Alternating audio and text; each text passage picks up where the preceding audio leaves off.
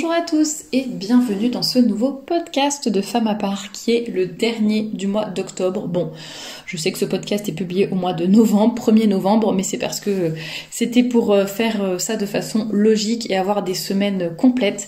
Donc ce qui explique que le dernier podcast du mois, que la thématique sur la femme forte déborde légèrement sur le mois de novembre, mais en tout cas, nous sommes toujours bien dans cette thématique de la femme forte, de la femme courageuse que nous avons développée tout au long du mois d'octobre.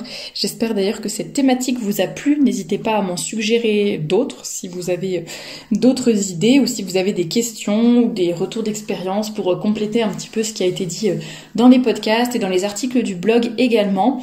Et donc n'hésitez pas à aller regarder sur le blog, ça complète assez bien les podcasts qui sont faits sur cette chaîne. Donc le blog femmeapart.com, le lien est dans la description, juste en dessous de cette vidéo. Vous pouvez aussi nous écouter sur Spotify. D'ailleurs, vous êtes de plus en plus nombreux là-bas. Je sais que parfois c'est plus pratique d'écouter sur Spotify. Et puis je vous mets bien sûr les liens des différents réseaux sociaux de Femmes à part en description, juste en dessous de ce podcast. Et bien évidemment le lien aussi vers la boutique Femmes à part collection, donc shop.femmeapart.com, des robes, des jupes, des hauts, des ceintures, des accessoires, des mantilles, tout ce qu'il vous faut est là-bas. N'hésitez pas à aller regarder. Et d'ailleurs, la nouvelle, normalement, au moment où ce podcast est publié, la nouvelle collection d'hiver vient de sortir. Donc, n'hésitez pas à aller jeter un coup d'œil sur la boutique. Alors, aujourd'hui, pour un peu clôturer cette thématique sur la femme forte, je voulais vous parler de la fidélité au devoir. Alors pourquoi parler de cela? Parce que comme vous l'avez peut-être déjà entendu, je crois qu'on en a déjà parlé dans l'introduction du podcast, si on regarde l'exemple de la femme forte qu'on a à l'heure actuelle, qui est donnée par la société et les médias, c'est vraiment cette image de la femme qui n'a besoin de personne, qui peut tout faire, qui est indépendante, Wonder Woman, qui rapporte tout à elle aussi, c'est elle qui compte, c'est elle qui doit passer en premier, etc. Et en fait, on a tout ce narratif autour de la femme forte, mais on oublie très souvent, ou en tout cas on parle très peu, voire jamais, de responsabilité et de devoir. Donc c'est un petit peu, je fais ce que je veux quand je veux, mais je n'assume pas trop les conséquences de mes actes. Voilà, c'est à peu près ça l'idée. Et donc on parle très peu de devoirs. Et dans la FAQ dont j'ai parlé vendredi dernier, la FAQ que j'avais fait sur Instagram en vous demandant pour vous qu'est-ce qu'une femme forte, eh bien plusieurs d'entre vous avaient répondu que c'était une femme qui était fidèle à son devoir d'état, etc. notamment. Et voilà pourquoi je voulais parler de cette fidélité au devoir pour terminer cette thématique sur la femme forte. Alors je vais d'abord commencer en vous lisant quelques extraits du livre. J'en ai déjà parlé en long, en large et en travers. La formation de la jeune fille. Oui, ça faisait longtemps, ça faisait peut-être facilement 8 mois ou 1 an que je vous en avais pas parlé. J'ai fait une petite pause dans mon harcèlement sur ce bouquin et je reprends. Non, mais parce qu'il y avait un petit passage sur le devoir que je trouve intéressant. Donc la formation de la jeune fille du père Joseph Bateman, paru aux éditions du CSRB. Donc n'hésitez pas à aller regarder, il est dans la bibliographie du blog, donc femmeapart.com, le lien dans la description. Vous allez dans bibliographie et vous le trouverez, formation de la jeune fille. Tout est passionnant dans cet ouvrage. Et justement quand il parle de la force de l'âme, notamment de la jeune fille qu'elle doit construire, il parle de... je vais vous lire tout simplement, ça sera plus simple, mais il y a toute une partie sur le devoir, donc je vais vous la lire. L'Écriture dit d'une femme, Judith, ces belles paroles, tu es l'honneur de notre peuple parce que tu as agi virilement et que ton cœur a été plein de vaillance. D'ailleurs, j'aurais pu citer cette phrase, je ne l'ai pas fait, mais dans le podcast du 11 octobre où je vous parlais d'avoir une âme virile. Vous voyez, ça se recoupe. Agir virilement, donc fin de la citation. Agir virilement, être vaillante, n'est-ce pas là votre rêve? Et si c'est votre rêve, ne voulez-vous pas le vivre et le réaliser? Qu'est-ce que la force? La force, c'est le courage dans les épreuves, le calme dans le danger, c'est aussi la patience dans la douleur. Être forte, jeune chrétienne, c'est avoir son âme dans ses mains et le ciel dans son cœur.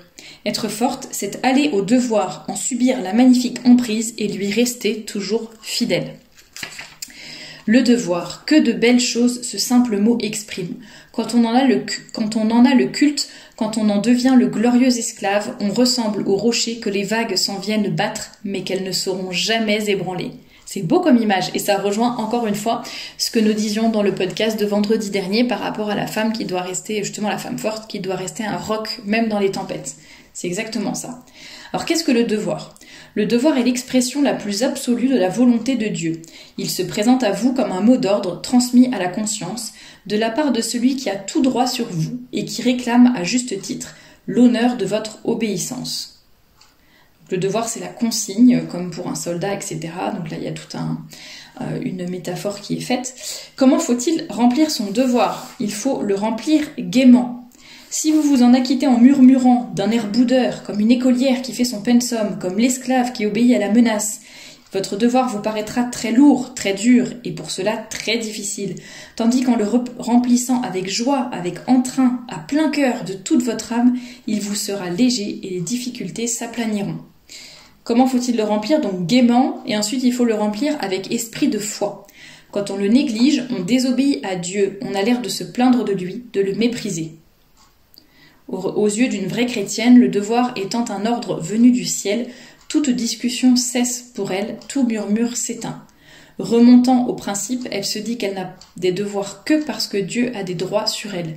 Dans l'idée de Dieu, elle trouve la raison de tout et elle s'incline avec amour. C'est bien, tout se recoupe avec ce que j'ai dit dans les podcasts précédents, donc c'est parfait, ça fait un très bon podcast de conclusion. Ayez donc le culte, donc ça c'est une citation du père Olivin, ayez donc le culte du devoir parce que c'est la volonté de Dieu. Dès lors, il n'y a plus à considérer si le devoir plaît ou déplaît, s'il est grand ou petit, amusant ou ennuyeux, Dieu est là, c'est tout. Alors, donc, il faut le remplir gaiement, il faut le remplir avec esprit de foi, il faut aussi le remplir avec simplicité, sans vous soucier de l'avenir, sans vous préoccuper des conséquences qui en résulteront pour vous. 4e point, il faut le remplir avec amour. On ne compte pas quand on aime, disait une mère à qui l'on demandait combien elle avait d'enfants à nourrir. Et c'est vrai. Si donc vous aimez votre devoir et ceux pour qui il s'impose à vous, il vous deviendra léger et facile. Vous irez même jusqu'à le remplir en chantant, en souriant, et vous le suivrez tout naturellement, même lorsqu'il conduira vers les cimes exigeant les plus pénibles efforts. 5e point, 1, 2, 3, 4, 5, oui c'est bien le 5e, avec générosité, donc remplir son devoir avec générosité. Quand vous aurez bien acquis la conviction que le devoir est un ordre de Dieu, vous irez crânement, généreusement, même s'il en coûte, même s'il fait saigner votre cœur, car vous vous plairez à penser que Dieu se trouve au bout de la tâche remplie pour vous bénir et vous récompenser. Il arrive même parfois que le devoir réclame de l'héroïsme. Tantôt l'héroïsme de la patience qui porte à verser sa vie goutte à goutte, tantôt l'héroïsme du courage qui la fait s'épancher d'un seul jet. Car l'héroïsme n'est que l'exaltation ou, ce qui est encore plus beau, la haute perfection du devoir. L'héroïsme est la haute perfection du devoir. C'est vrai que j'ai pas parlé d'héroïsme dans ces podcasts du mois d'octobre, mais c'est très bien que le sujet soit abordé dans cet ouvrage parce que nous manquons, je pense, de héros contemporains pour nous inspirer, et nous-mêmes, il faut que nous soyons des héros dans nos propres vies. Donc le devoir est facile quand il est brillant, il est facile quand il est court, il est facile quand il est doux. Donc il est facile quand il est brillant, alors l'enthousiasme enivre et entraîne, mais quand il est secret, terne, froid, monotone, il est parfois bien dur. Le devoir est facile quand il est court, mais s'il exige une continuité d'efforts sans nombre et une persévérance que rien ne devra arrêter, alors il pèse. Le devoir est facile quand il est doux, mais il est parfois hérissé de difficultés, et ce n'est pas sans une sorte de martyr qu'il est suivi jusqu'au bout, avec un invincible courage. « Fais ce que tu dois, advienne que pourra », disaient les vieux chevaliers. Il y a de la joie et de la force dans cette devise, qu'elle soit la vôtre. Oui, dans le devoir, vous goûterez la joie, la vraie joie, celle de la conscience qui vous dit « Tu as bien fait, je suis content de toi ». Vous y trouverez aussi la force, car en sacrifiant tout à votre devoir, vous vous forgez une âme de fer, une volonté d'acier. Il vous faudra du courage pour cela, c'est vrai. Dieu le donne à ceux qui le demandent. Le jour des Le jour de rentrée des Allemands dans une ville du Nord, un banquier rentre chez lui et dit à sa fille « Ils vont demander la clé du coffre-fort. Que dois-je faire? La leur donner ou me faire tuer ?» Et sa fille de 18 ans lui répondit « Il n'y a pas de doute, papa, il faut te faire tuer, c'est ton devoir. » Quel culte du devoir avait cet enfant? Ayez-le, vous aussi, pareillement, ancré dans l'âme. Faire son devoir une fois, ce n'est rien. Le faire constamment, c'est bien.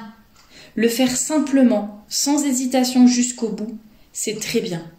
Mais faire plus que son devoir, toujours, c'est héroïque. La nature est faible, aussi faut-il lui donner cette invincible attirance, ce besoin fervent de rechercher en tout où se trouve le devoir. On se prépare ainsi à y aller les yeux fermés, la tête baissée, même si sur la route on doit trouver la souffrance, le sacrifice et la mort. Bon, je pourrais presque arrêter ce podcast ici, je crois. Voilà, sur ces belles paroles de... Donc ça, c'était un extrait du chapitre... de la première partie. Ah oui, chapitre 2, partie 3, du livre du père Joseph Bateman sur la formation de la jeune fille. Donc n'hésitez pas à vous le procurer, c'est vraiment une pépite cet ouvrage. Et je suis contente de vous avoir lu cette partie sur le devoir parce que c'était voilà, cette thématique pour ce podcast. Et ce devoir, vous voyez qu'on a vu plein de notions qui étaient recoupées avec tout ce que j'ai dit dans les podcasts précédents. Donc on reparle de la force, on reparle de la prière, du rôle de Dieu, de aide-toi et le ciel t'aidera, enfin fais ce que tu dois, advienne que pourra, l'héroïsme, etc. Le fait que quand le devoir est court, facile, tout va bien, mais quand ça demande un peu plus de persévérance, c'est plus compliqué. Donc n'hésitez pas à vous inspirer de cet ouvrage pour même toutes les autres thématiques. On avait parlé aussi dans cet ouvrage, il y a beaucoup de choses sur les vertus, l'apostolat, la vocation, le cœur, l'âme, la volonté, etc. On avait fait des thématiques entières où j'en parlais. Donc n'hésitez pas à aller regarder sur le blog justement. Si vous tapez formation de la jeune fille, vous aurez tous les articles dans lesquels j'en ai parlé. Et puis si vous tapez aussi dans la barre de recherche de cette chaîne YouTube, vous verrez aussi vous retrouverez facilement tous les podcasts dans lesquels j'en ai parlé. Et je ne vais pas terminer ce podcast tout de suite, je voulais juste vous parler d'une d'une conférence en fait que j'avais séparée en 3 articles sur le blog, donc ça date de 2018 et ça s'intitule « Être une femme chrétienne aujourd'hui ». Et les 3 parties, c'est le devoir intellectuel, le devoir, que je vous dise pas de bêtises, le devoir familial et en dernier le devoir social. Donc ça montre un petit peu les 3 sortes de devoirs qui incombent finalement à une femme et encore plus à une femme catholique avec beaucoup de citations, etc. Enfin c'est vraiment une conférence mise à l'écrit, mais je pense que ces 3 articles peuvent beaucoup vous intéresser et on voit justement quel est pourquoi une femme par exemple doit s'efforcer et travailler à être une femme de valeur, une femme instruite, avec un esprit bien formé, équilibré, qu'elle sache découvrir et démêler à travers même les incohérences ou les différences qu'il y a de vrai, de faux, de bon, de mauvais, de fécond, de stérile. Ça par exemple c'est pour le devoir intellectuel, il faut acquérir une droiture d'esprit, une lucidité de jugement, une solidité de doctrine, etc. On doit connaître et éduquer... connaître et étudier notre catéchisme, essayer d'augmenter notre savoir dans le but de faire le bien et de faire du bien autour de nous. Moins l'esprit est cultivé, plus il est dupe de ses apparences, etc. etc. Une épouse chrétienne doit s'intéresser intellectuellement aux études et au travail de son mari. La femme chrétienne peut être confiante justement si elle a un devoir intellectuel bien rempli, non pour une satisfaction vaniteuse mais pour la gloire de Dieu. La femme chrétienne peut être plus confiante quant au rayonnement et au bien qui se fera autour d'elle. Ce que je ferai, c'est que je vous mettrai le lien de ce premier article et après à la fin, à chaque fois je mets le lien vers le suivant. Donc il y en a 3 en tout. Là je vous lis juste quelques extraits pour vous donner des idées, vous donner envie de les lire, mais voilà. Et pour compléter ce podcast sur le devoir, ensuite il y a le devoir familial. Le devoir familial, de quoi on parle? Voilà, il faut solidifier les familles, les rendre heureuses, équilibrées, épanouies, stables, pour augmenter la grandeur et la force du genre humain et des sociétés. La femme chrétienne fera de son foyer un endroit chaud et paisible où il fait bon vivre. Là, il y a la citation de Pie XII, l'épouse et le soleil de la famille, etc. Rayonner de bonheur est une qualité qui dépend de notre volonté et qui peut s'extérioriser comme un sourire. La femme chrétienne travaillera à conserver en elle la sérénité et la paix, que rien ne nous enlève, ni les épreuves, ni les souffrances, ni les pires catastrophes, etc., etc. La femme chrétienne doit être à la famille ce que sont les racines pour un arbre. Plus les racines sont solides, plus l'arbre devient inébranlable. Donc ça, c'est quelques extraits par rapport au devoir familial. Et enfin, le devoir social. Donc la femme chrétienne a donc une grande tâche qui s'impose à elle en tant que femme, mais aussi au point de vue pleinement chrétien.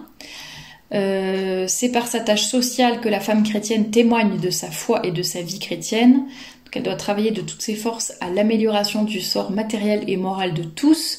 Chacune trouvera sa voie et ce à quoi Dieu l'appelle dans son devoir social. Il y a une citation aussi de Gustavo Corsao qui disait « Nous avons besoin de la femme, non seulement chez elle comme on l'admet parfois, mais aussi dans la ville, dans le monde et dans la civilisation. Il faut qu'elle vienne, mais qu'elle vienne comme de vraies femmes, c'est-à-dire remplies de la patience du voile et de l'impatience de l'amour. Que la femme sache ouvrir son cœur aux plus démunis, soulager les souffrances, mettre dans les cœurs meurtris un peu de baume et de l'amour de Dieu. » L'avenir de la civilisation est notamment entre les mains de la femme chrétienne, entre vos mains. Et encore une citation cette fois-ci de Gina Lombroso. Le devoir social de la femme chrétienne ne consiste pas à briller, mais à faire briller ce qui est autour d'elle. Voilà, c'est vraiment des articles très intéressants, ça se lit facilement. Et je pense que ça vous en dira un petit peu plus sur tout ce devoir de la femme catholique, cette fidélité au devoir qui rejoint tout à fait ce que nous avons dit pendant tout le mois d'octobre sur la femme forte, la femme courageuse, celle qui sait garder la tête haute dans les épreuves, tout en se confiant toujours à Dieu, celle qui ne fuit pas ses responsabilités mais qui les assume pleinement, qui assume les conséquences de ses actes. Voilà tout ce que je voulais vous dire en ce mois d'octobre sur cette thématique de la femme forte, notamment celle du livre des Proverbes. N'hésitez pas à commenter cette vidéo, à la partager si elle vous a plu et surtout à vous abonner pour ne pas manquer la thématique du mois de novembre. À très bientôt pour un nouveau podcast.